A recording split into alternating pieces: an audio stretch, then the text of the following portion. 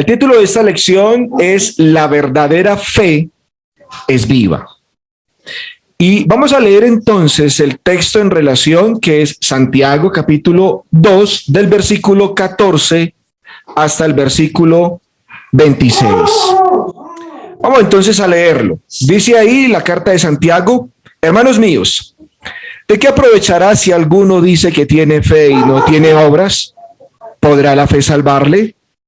Y si un hermano o una hermana están desnudos y tienen necesidad del mantenimiento de cada día, y alguno de vosotros les dice, id en paz, calentados y saciados, pero no le dais las cosas que son necesarias para el cuerpo, ¿de qué aprovecha?, pregunta Santiago. Así también la fe, si no tiene obras, es muerta en sí misma. Pero alguno dirá, tú tienes fe y yo tengo obras. Muéstrame tu fe sin obras, y yo te mostraré mi fe por mis obras. Tú crees que Dios es uno, bien haces. También los demonios creen y tiemblan. Mas, ¿quieres saber, hombre vano, que la fe sin obras es muerta? Versículo 21. ¿No fue justificado por las obras Abraham nuestro padre cuando ofreció a su hijo Isaac sobre el altar? ¿No ves que la fe actuó juntamente con sus obras y que la fe se perfeccionó por las obras? Y se cumplió la escritura que dice, Abraham creyó a Dios y le fue contado por justicia, y fue llamado amigo de Dios. Vosotros veis pues que el hombre es justificado por las obras, y no solamente por la fe. Así también Rahab la ramera no fue justificada por obras cuando recibió a los mensajeros y los envió por otro camino, porque como el cuerpo sin espíritu está muerto, así también la fe sin obras está muerta. ¿Ha conocido usted a alguien que le preocupan las calorías que consume? Generalmente, hermanos, una gran parte de la comida que usted y yo todos los días servimos en nuestras mesas tienen una gran cantidad de calorías. En los Estados Unidos y en otros países, son países que se preocupan por las calorías que están consumiendo los ciudadanos. Es más, hay algunos supermercados en donde usted encuentra una sección de alimentos y bebidas bajos en calorías. Los fabricantes de las gaseosas informan que las ventas de gaseosas dietéticas superan las ventas en comparación con otros refrescos que traen una gran cantidad de azúcar. Pero bueno, cuando hablamos nosotros de las calorías, yo podría entonces preguntarle a usted, hermano, ¿qué es una caloría? Bueno, una caloría técnicamente es una unidad de energía que está presente en los alimentos. En términos prácticos, una caloría es ese elemento siniestro, digámoslo de esta manera, en los alimentos y en las bebidas que nos van a sumar kilos y nos van a sumar centímetros. Sin embargo, yo le pregunto, ¿alguna vez usted ha visto una caloría? Lo más seguro es la respuesta suya es que no. Nunca hemos visto una caloría. ¿Por qué? Porque simplemente no se puede ver. No podemos ver una caloría a simple vista. Sin embargo, todos hemos visto los resultados de una caloría. Así que, hermanos, de esta manera, la fe, nosotros podemos compararla con una caloría. Así que la enseñanza de Santiago es que la fe es el punto clave para el cristiano y la vida cristiana. Así nosotros no veamos la fe, pero Santiago nos exhorta y nos anima a que se vean las obras que trae la fe o que la fe debe mostrar. Por ejemplo, hay varios versículos y vamos a empezar con la carta a los Efesios en el capítulo 2, versículo 8 y 9, donde Pablo nos dice, porque por gracia sois salvos por medio de la fe, y esto no de vosotros, pues es don de Dios, no por obras para que nadie se gloríe. Bueno, Aquí hay una gran evidencia de la fe y es la salvación. En 2 Corintios capítulo 5, versículo 17, Pablo decía, de modo que si alguno está en Cristo, nueva criatura es, las cosas viejas pasaron y aquí todas son hechas nuevas. Cuando una persona cree y obedece el evangelio, hay una gran transformación y esa transformación es evidente porque su vida cambia. Ya es una nueva persona en el carácter, en la forma de pensar, en la forma de actuar.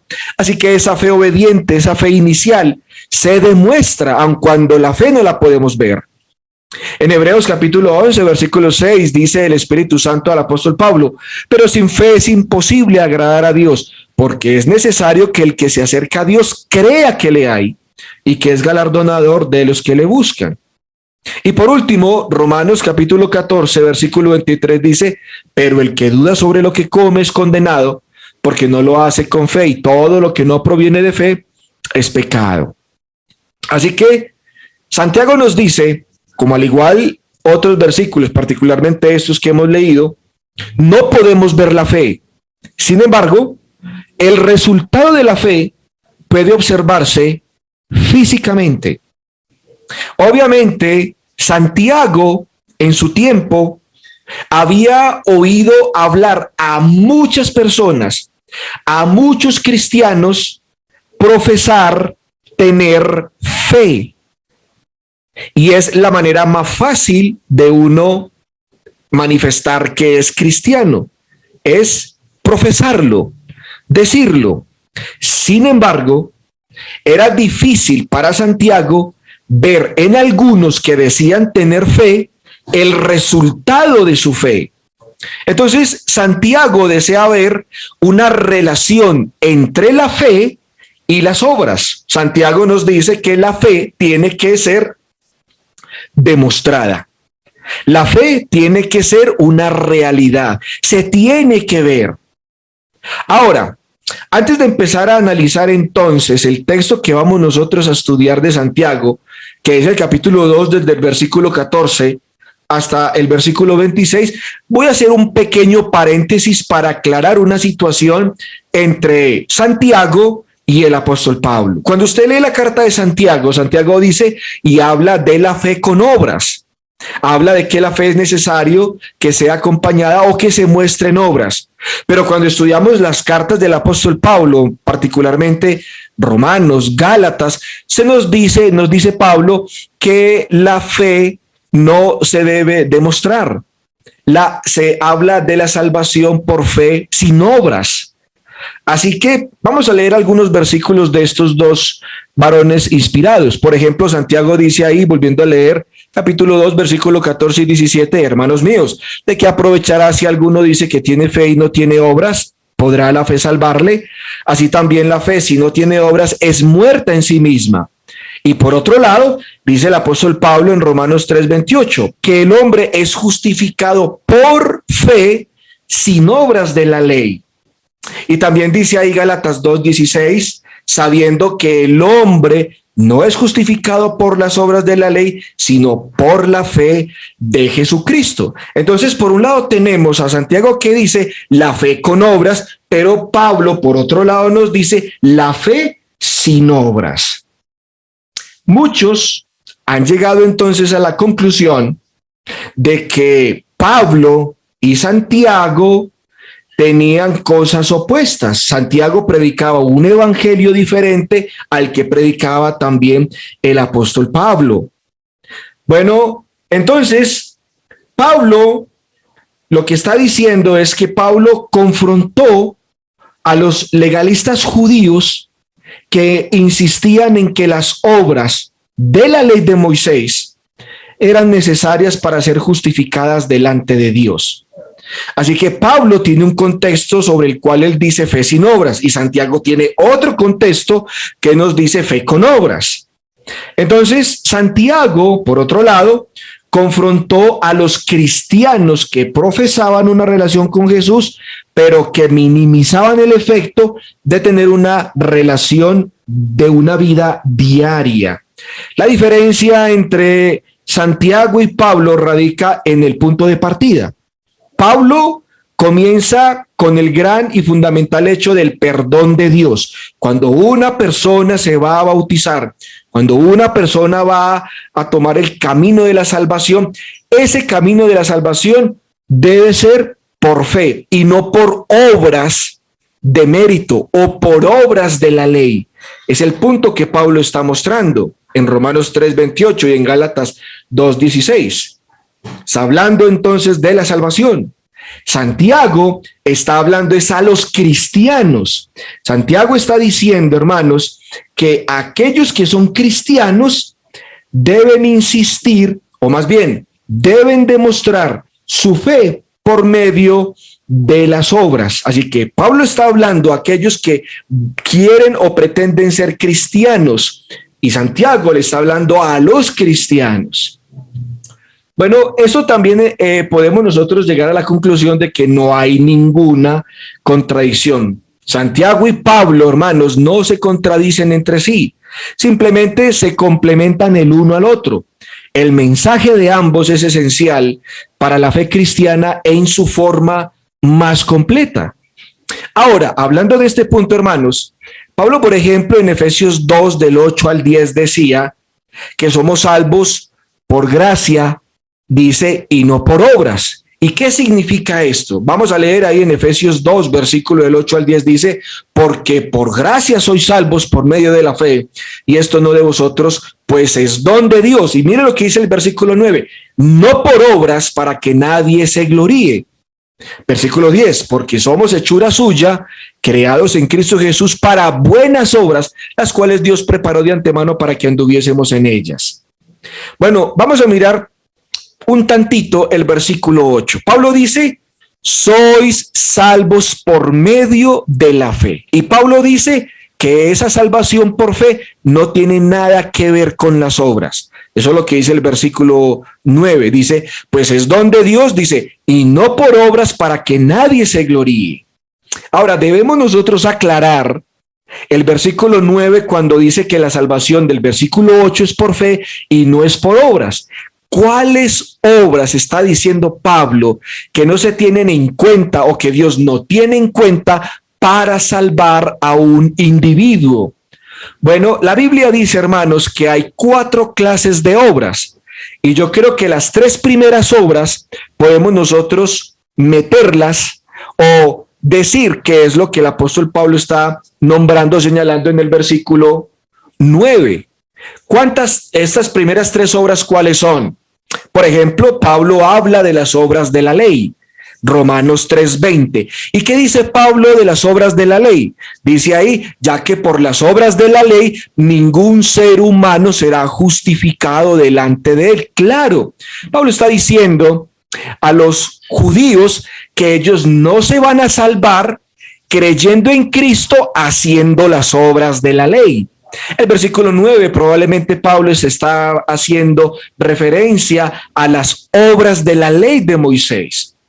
Hay otra clase de obras que están en Gálatas 5:19. Dice, y manifiestas son las obras de la carne, que son adulterio, fornicación, inmundicia, lascivia. Y en el versículo 21 Pablo dice que estos que practican estas obras obviamente no heredarán el reino de Dios. Bueno, no tenemos que quebrarnos la cabeza para saber que por las obras de la carne nadie se va a salvar. Bueno, hay otras obras, están señaladas en Tito 3:5. Pablo dice que son las obras de justicia. Dice, nos salvó, no por obras de justicia que nosotros hubiéramos hecho, sino por su misericordia, por el lavamiento de la regeneración y por la renovación en el Espíritu Santo.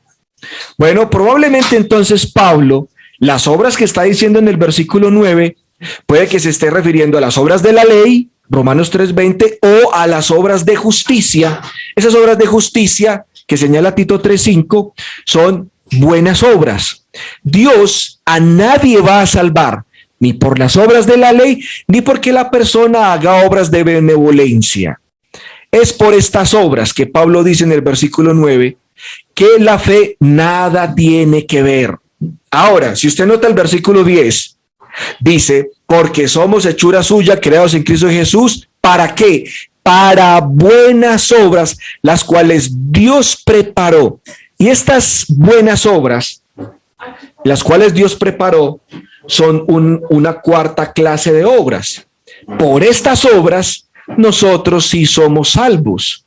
Y vamos a leerlas. Dice ahí Juan 6:29, respondiendo Jesús les dijo: esta es la obra de Dios, que creáis en el que ha enviado. Es más, entonces la fe es una obra, no una obra del versículo 9, es una obra de Dios. La fe es una obra porque Jesús decía: esta es la obra de Dios. ¿Cuál? Que creáis en él, que él ha enviado. La fe es una obra de Dios como lo es el arrepentimiento, el confesar y el bautismo.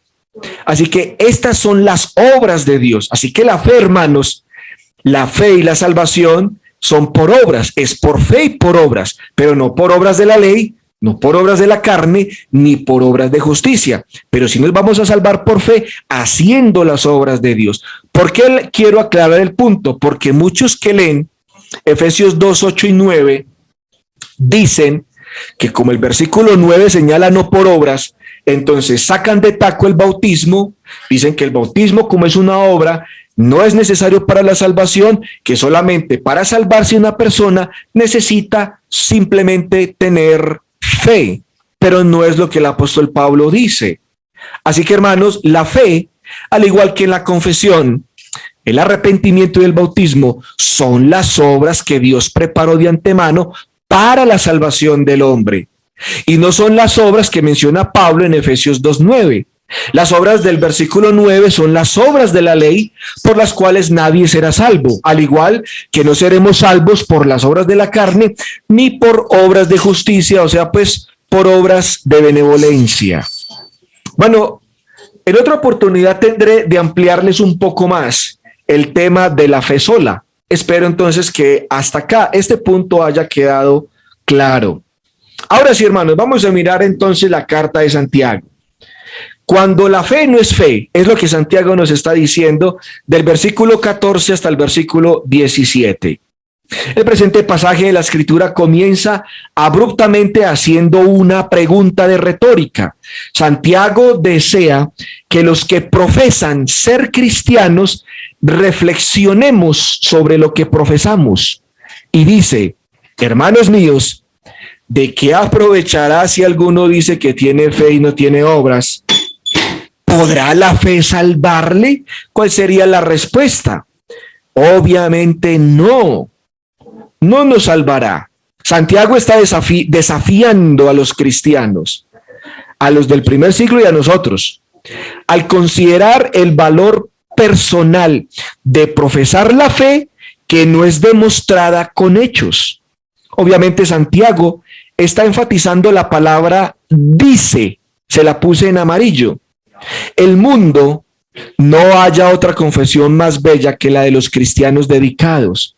Sin embargo, Santiago está diciendo que ¿qué sentido tiene sin obras producidas por su fe? Si su fe, hermano y hermana, si su fe no es más que palabras, Santiago diría que entonces esa fe suya y esa fe mía carece del poder de salvar. No nos vamos a salvar como cristianos simplemente porque confesemos o profesemos que seamos cristianos. Ahora, con el fin de aclarar el punto del versículo 14, Santiago pone un ejemplo y dice en el versículo 15 y 16, y si un hermano o una hermana están desnudos y tienen necesidad del mantenimiento de cada día, y alguno de vosotros les dice, id en paz y calentados y saciados, pero no les dais las cosas que son necesarias para el cuerpo, entonces Santiago pregunta contundentemente, ¿de qué aprovecha? Bueno, el cristiano que le ofrece palabras de bienestar al hermano necesitado y sin embargo no hace nada en cuanto a la comida, en cuanto a la ropa, o mejor dicho, en cuanto a la necesidad, realmente Santiago dice que ese cristiano no ha hecho nada en absoluto. Ofrecerle palabras de bienestar y no darle lo que necesita, simplemente no se hizo nada. Ahora, ¿usted y yo podríamos ser culpables de lo mismo? ¿Será que el pasaje del versículo 14 y el versículo del 15 al 16 se podrían aplicar a nosotros? Por supuesto. Cuando usted ora por los enfermos y usted simplemente ora al Señor para que Dios le dé la salud, para que Dios lo bendiga, para que Dios le provea, etcétera, etcétera, pero usted ni siquiera o siquiera nosotros nos movemos a visitarle o a llamarle para decirle qué necesita, si necesita medicina, si necesita ser transportado al hospital, si necesita alimento, si está en necesidad de pronto de alguna otra cosa. Si usted no hace eso con el enfermo, déjeme decirle que simplemente orar o proferir palabras de bienestar, no hemos hecho nada con relación a él. Si oramos por los hambrientos del mundo, simplemente hacemos eso, y por los indigentes, pero no hacemos algo para satisfacer esas necesidades, ¿no está usted siendo culpable de expresar su fe y sin ponerla en práctica? ¿Cuántos de nosotros oramos por los perdidos? Señor, oramos por los perdidos para que se salven. Señor, oramos por el vecino. Pero si usted nunca va a él, ni le da un folleto, ni lo invita a la iglesia, y no le predica el evangelio, déjeme decirle que no hemos hecho nada por él. Ahora, no estoy diciendo que la oración no tenga poder, claro, pero orar es proferir, hermanos, simplemente, o profesar nuestra fe. Y Santiago lo que nos invita es, bueno, mijo, ¿y dónde está entonces la obra? Si usted ora por los enfermos, manifiéstese entonces con el enfermo. Si usted ora por el desnudo, manifiéstese con el desnudo. Si usted ora por el perdido, me predique el evangelio entonces. Porque Santiago dice, ¿de qué aprovechará entonces si esa fe no se manifiesta? Si le decimos al hermano necesitado, id en paz y calentados y saciados, y que yo oro por ti, pero no le dais las cosas necesarias para el cuerpo, Santiago entonces pregunta, hermano, ¿de qué aprovecha eso entonces? ¿No seremos culpables de expresar nuestra fe sin ponerla entonces en práctica? Si expresamos nuestra fe solamente sentándonos en los locales de la congregación, con el aire acondicionado, simplemente ahí disfrutando, ¿no seremos culpables de expresar nuestra fe sin ponerla en práctica? Generalmente, hermanos, cuando nosotros nos reunimos como iglesia, lo que hacemos en el culto es profesar la fe. Me gustaba mucho una vez que entré a una congregación. Cuando entraba, vi un letrero, o sea, el que entraba inmediatamente identificaba un letrero al fondo que decía, hemos entrado para adorar. Y cuando yo iba saliendo, en la salida, en la parte de arriba, había otro letrero que decía, y salimos para servir. Entramos a adorar, pero salimos a servir. Y de nada nos sirve ir a una congregación a adorar si salimos y no servimos. No nos ponemos al servicio de los que necesitan realmente de nosotros, no tanto en nuestras oraciones, sino que les demos las cosas que necesitan. Por tal razón, entonces, Santiago dice, así también, versículo 17, la fe, si no tiene obras, así de sencillo, hermanos, es muerta en sí misma. La puesta en acción constituye la única manera en que la fe de una persona pueda ser válida como real y viva. Al hacer hincapié Santiago en este punto, está subrayando uno de los mensajes frecuentes de todo el libro. Esto es, el cristianismo debe ser practicado para que sea real, para que sea válido. De otra manera, no sirve. Así de sencillo lo pinta Santiago. Bueno, ahora, del versículo 18 al 20, Santiago da una respuesta a una objeción. Y en estos versículos, Santiago presenta una escena, presenta a un oponente imaginario, a un oponente que discrepa con el razonamiento de Santiago. Y es muy probable que muchos piensen como este oponente imaginario que plantea o que nos pinta Santiago. Ahora, vamos a leer versículo 18 y 20. ¿Qué dice Santiago? Pero alguno dirá, sí, ese es el oponente imaginario. Tú tienes fe, yo tengo obras. Muéstrame tu fe sin obras y yo te mostraré mi fe por mis obras. Tú crees que Dios es uno, bien haces, también los demonios creen y tiemblan. Mas quieres saber, hombre vano, que la fe sin obras es muerta. Entonces el argumento del oponente sería algo como esto. Todos somos diferentes. Claro, eso lo aceptamos. Todos no podemos ser iguales. Todos pensamos de una manera diferente. ¿Cierto? Cada uno tiene su mundo, todos somos diferentes, físicamente, emocionalmente y sentimentalmente, bueno, en todos los sentidos somos diferentes. Así que este oponente imaginario podría entonces, bajo esta premisa que todos somos diferentes, decir, bueno, entonces algunas personas resultan ser más expresivas que otras, algunos somos más reservados. Así que puede que usted muestre su fe en la acción porque es una persona extrovertida. Por otro lado, algunos nos reservamos nuestra fe más, sin embargo, sigue siendo fe. Entonces, este oponente imaginario lo que está diciendo es, yo soy introvertido, así que no es necesario que yo muestre mi fe. Pero como usted tiene su fe propia y usted es extrovertido, bueno, usted la demuestra por medio de las obras. Ahora, Santiago responde al argumento diciendo que el oponente imaginario está totalmente equivocado, está errado, porque la fe y las obras no se pueden divorciar, no se pueden separar cuando se refiere a vivir nuestras vidas como cristianos. ¿Por qué? Simplemente, hermanos, por el hecho de que Dios las ha unido. Y lo que Dios ha unido, nosotros no lo podemos separar. Si Dios unió la fe y las obras, nosotros no podemos separar esas dos cosas. Nosotros no podemos decir que la fe va por un lado y las obras van por otro lado.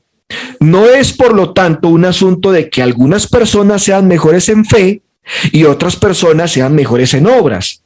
Nosotros no podemos concluir que algunas personas son más o tienen más fe y otras tienen más obras. El punto es que todos tenemos nuestra fe de una manera diferente. No, la fe y las obras, hermanos queridos, van de la mano.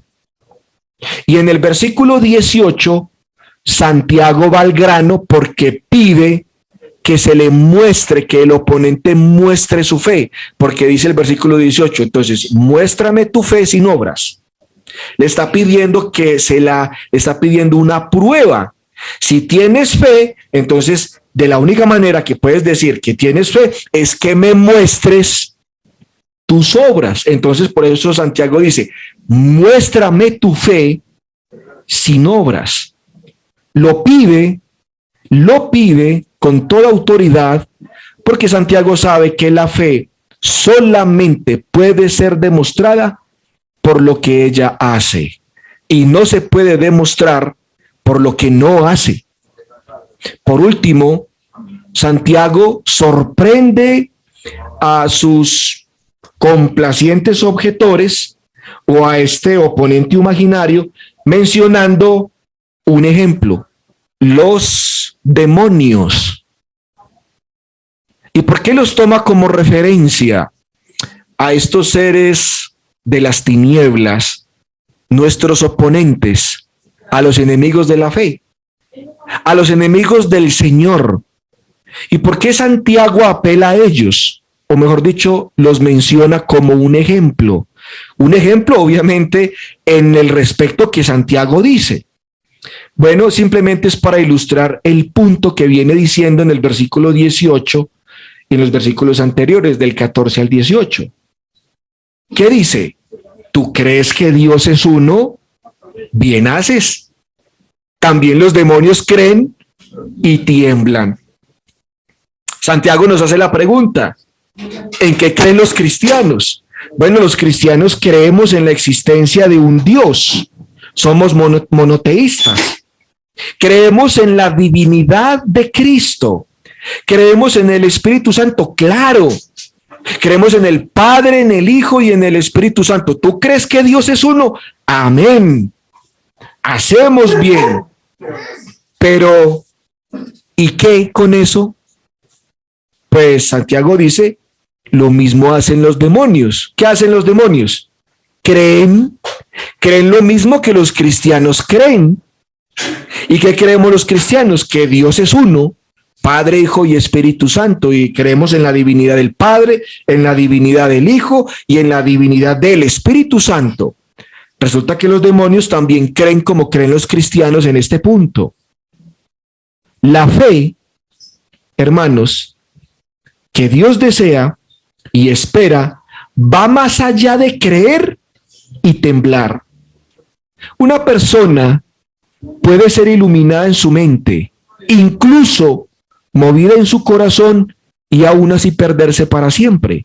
Una persona puede creer en Dios y hace bien y hasta temblar, perfecto, pero aún así se puede perder, porque simplemente esta fe es de profesar.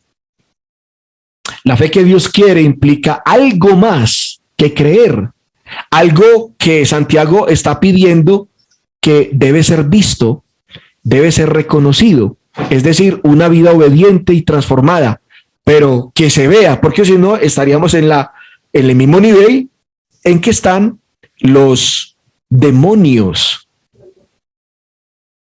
Santiago vuelve ahora, hermanos, en el versículo 20 en adelante, para introducir lo que ya va a decirnos desde el versículo 21 hasta el 26. Dejando estos personajes lúgubres, Santiago entonces nos da una evidencia de lo que Dios esperaba de su pueblo en el Antiguo Testamento. Pero el versículo 20 termina entonces Santiago su argumentación como si estuviera refutando a este oponente imaginario que dice que la fe es una cosa y que las obras son otra cosa. En ambas evidencias, las personas fueron movidas a actuar por su fe fuerte en Dios y no meramente por sentimientos de bondad que podrían expresarse del corazón. Entonces Santiago en el 2:20 dice: mas quieres saber, hombre vano, que la fe sin obras es muerta. Claro, esa fe que tienen los demonios es una fe muerta, pero es también la misma fe que tienen muchos cristianos, o que tenemos muchos cristianos en la iglesia de Cristo. Bueno, en el versículo 21 hasta el 26, Santiago entonces presenta unas evidencias basadas en la historia hebrea o en el Antiguo Testamento. En los versículos 21 y 24 dice: ¿no fue justificado por las obras Abraham nuestro padre cuando ofreció a su hijo Isaac sobre el altar? ¿No ves que la fe actuó juntamente con sus obras y que la fe se perfeccionó por las obras?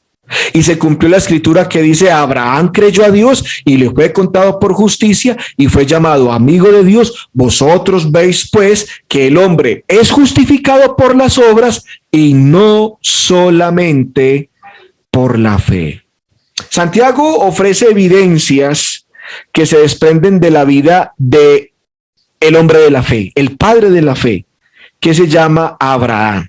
Es más, hermanos, Abraham, como se los dije, Abraham es conocido como el padre de la nación judía. Es también el padre de los cristianos y es también el padre de la religión musulmana, de las tres principales religiones del mundo: los judíos, los cristianos y los musulmanes. Tenemos a Abraham por padre nuestro, como padre de la fe. Pero Abraham luchó por desarrollar su fe obediente, de una manera obediente a Dios. Y vamos a mirar algunas evidencias de la lucha que tuvo al principio de su vida. Abraham cometió muchos errores. Su fe era una fe imperfecta, pero, por ejemplo, Abraham, como Santiago lo referencia, es un hombre que su fe actuó o se mostró su fe por las obras. Aun cuando tuvo una obediencia a medias cuando fue llamado. Esa es la primera parte. Cuando Dios llamó a Abraham para la tierra prometida, él con su padre se quedó en Aram, creo que es. No recuerdo bien, y ahí permaneció un tiempo. Luego ocurre un segundo llamado. El primer llamado está en Génesis 11 y el segundo llamado está en Génesis 12, porque Abraham hizo un alto en el camino. Dios no le dijo que hiciera un alto, pero pues él por su papá, por sus lazos familiares, él obedeció más estar con su padre que con Dios. Abraham no tenía una fe perfecta. Hay otro caso, haber huido a Egipto durante la sequía en Palestina, y eso le fue mal. Dios no le dijo que se fuera para Egipto, pero él prefirió la riqueza de Egipto que el altar en Palestina o en Israel. Bueno, la otra es mentir sobre su relación cuando estuvo en Egipto con Sarai durante el tiempo allí. Así que aquí vemos que cometió un pecado grave. Y también cuando su esposa rió de lo que Dios dijo en cuanto a su mujer, en cuanto a ella misma, pues que iba a tener un hijo. La incredulidad de estos dos es también evidencia de que ellos no tenían una fe perfecta. Pero alguien ha explicado la forma correcta del punto de Santiago con Abraham diciendo, Abraham no fue salvado por la fe más las obras, sino por una fe que obra. Vuelvo y se lo repito, Abraham no fue salvado por la fe más obras, sino por una fe que obra. Su fe la demostró. No hay duda acerca de la fe de Abraham porque la demostró en su vida. Bueno, la otra evidencia que ofrece Santiago está en el versículo 25, cuando nos habla de Rahab, y vamos a leerlo. Dice, asimismo también Rahab la ramera no fue justificada por obras cuando recibió a los mensajeros y los envió por otro camino. Pregunta entonces, ¿tenía Rahab una fe muerta? ¿Una mera experiencia intelectual y no hizo nada por los espías? ¿Tenía ella una fe que iluminaba la mente y despertaba las emociones, pero que aún no conseguía nada para los espías? Lo hermoso de la historia de Rahab era que tenía una fe viva, o sea, una fe que se podía ver, la demostró. ¿Y cómo lo hizo? Bueno, lo demostró lo que creía por la forma como actuó. Creía en Jehová, el Dios de los israelitas, escondió a los espías y los envió fuera de la ciudad por otro camino. Santiago entonces concluye su exposición diciendo en el versículo 26, la conclusión hasta acá de lo que nos ha dicho, porque como el cuerpo sin espíritu está muerto, así también la fe sin obras está muerta. Al igual que un abogado, Santiago, como presentándose ante un jurado, como un penalista ante una audiencia, Santiago da un resumen del análisis que ha estado presentando. Cuando el cuerpo y el espíritu son separados, la muerte y la descomposición son el resultado. De manera similar, dice Santiago, cuando la fe y su demostración por obras están separadas, la fe muere y se descompone. Si usted tiene fe y no tiene obras, es muerta y hay descomposición. Para el cristianismo, hermanos, para que el cristianismo, sea real, Santiago dice que tiene que ser práctico y debe ser puesto en práctica. De otra manera, no sirve. Simplemente, como dice 1 Corintios capítulo 13, címbalo que retiñe, simplemente hacemos bulla, pero de ahí para más adelante no hay nada. La fe sin obras, hermanos, es muerta. Los invito, mis hermanos queridos, para la siguiente lección, donde Santiago nos hablará de un problema muy tremendo entre la hermandad entre los cristianos, y es el problema de la lengua. Será la lección número 9, donde Santiago nos dirá: la verdadera fe pone freno a la lengua. Lo invito, hermano, para que lea desde ya Santiago capítulo 3, versículo del 1 hasta el versículo 12. Gracias, hermanos, por su atención. Que el Señor los bendiga y que ojalá esta lección la coloquemos en práctica, que no se quede simplemente en un mero sermón más que se dio, sino que lo que escuchamos se convierta en fe y que esa fe se convierta en obras, porque es la única manera de que nuestra fe se muestre, de que nuestra fe sea real, de que nuestra fe sea viva.